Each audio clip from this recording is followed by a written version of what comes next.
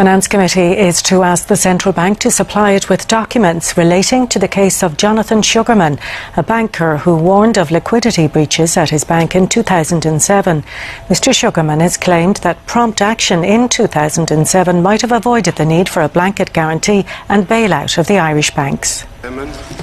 Jonathan Sugarman was the risk officer for the Dublin-based unit of Italian bank Unicredit in 2007 when he discovered the bank had breached liquidity regulations set by the Central Bank of Ireland, which allowed for a deviation of no more than 1%. 1% should set alarm bells ringing. I walk in and tell you that I'm at 20%. That means I've breached by 1,900%. Yeah. I've reached the limit and nothing happens. The central bank says Unicredit was investigated twice in 2007 and 2010, but no evidence of wide or systematic liquidity problems was found.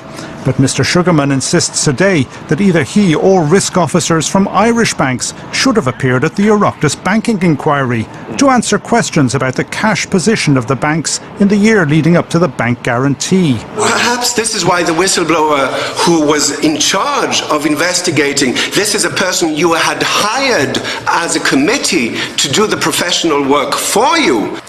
Yet this person was told that Jonathan Sugarman cannot be brought in front of the committee. So in that case, how come you didn't ask to see any of the risk managers of Irish Nationwide, of AIB? I mean, this is legislation issued by the Irish Central Bank. Mr. Sugarman, for all banks operating in Dublin. The DPP had quite a constraining role in relation to the banking inquiry. I wonder why. Well, there were criminal cases coming forward, that was why. So how many people have been convicted? Well, that's a matter for the DPP. Can I ask you, Mr. Sugarman? Because may I just say that in Iceland they've got 25 bankers in jail. Jonathan Sugarman says he's unemployable as a risk officer, that he's been punished for obeying the law and being a whistleblower.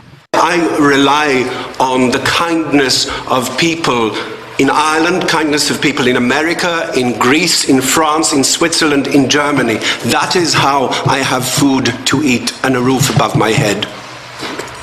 This is the price I'm paying for obeying Irish law.